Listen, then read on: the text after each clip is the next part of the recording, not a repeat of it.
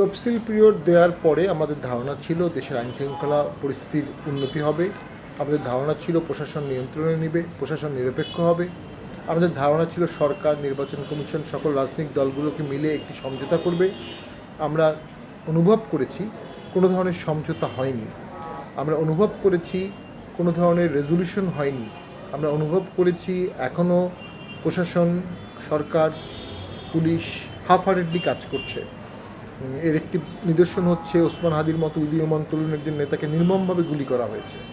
প্রতিদিনই প্রার্থী সমর্থকদেরকে আঘাত করা হচ্ছে এবং পাশাপাশি একজন স্বতন্ত্র প্রার্থী উনি উইড্রো করেছেন যে উনি ভোট করবেন না, উনি ভীত।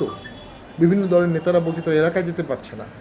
অর্থাৎ নির্বাচন পূর্ববর্তী যে কাঠামো তৈরি করা দরকার ছিল সেই কাঠামো সরকার তৈরি করতে চায়নি, পারেনি। সদিচ্ছার অভাব ছিল, নিয়াতের অভাব ছিল এবং একটা ঐক্যমত সৃষ্টি প্রয়োজন ছিল, সেটিও সরকার উদ্যোগ নেয়নি, জাতীয় পার্টিকে আলোচনায় ডাকেনি, নির্বাচন কমিশনও সেই ঐক্যমতের চেষ্টা করেনি। এই প্রেক্ষাপটে সামনের ভোটটি একটি শঙ্কার ভোট হতে যাচ্ছে।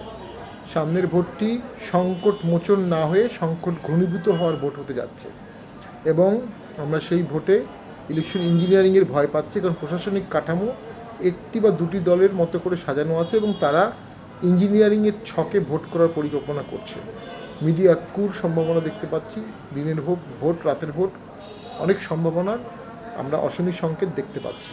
তারপরও জাতীয় পার্টি প্রাথমিকভাবে মনোনয়নপত্র সংগ্রহ এবং মনোনয়নপত্র জমা দেওয়ার সিদ্ধান্ত গ্রহণ করেছে, কারণ জাতীয় পার্টি ৭১-এর মুক্তিযুদ্ধের সপক্ষের একটি দল এবং জাতীয় পার্টি অনুভব করে ৭১-এর চেতনাকে কুঠারাঘাত করা হচ্ছে।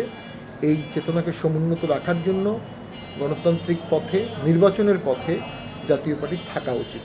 তবে আমরা আমাদের প্রার্থী, সমর্থক, প্রিজাইডিং আমাদের পোলিং এজেন্ট তাদের জীবন ঝুঁকির মুখে ফেলতে পারি না। আমরা প্রতিনিয়ত পর্যবেক্ষণ করব। যদি কখনও মনে হয় আমাদের তীব্র নিরাপত্তা ঘাটতি আছে, সরকার সম্পূর্ণভাবে ব্যর্থ, নির্বাচন কমিশন সম্পূর্ণভাবে ব্যর্থ সুষ্ঠু নির্বাচন করতে, অথবা একটা সম্পূর্ণ ফার্সিক্যাল পাতানো ইলেকশন হবে, জাতীয় পার্টি তার সিদ্ধান্ত পুনর্বিবেচনা করবে।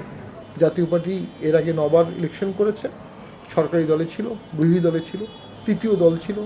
৯১-৯০-এর সেই তীব্র কঠিন সময়েও জাতীয় পার্টি ভোটে গিয়েছিল।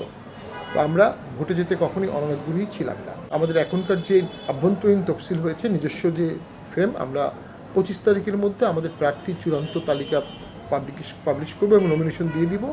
আমরা আশা করি এরপর প্রার্থীরা তাদের কনভিনিয়েন্ট টাইমে মনোনয়ন জমা দিয়ে দেবে।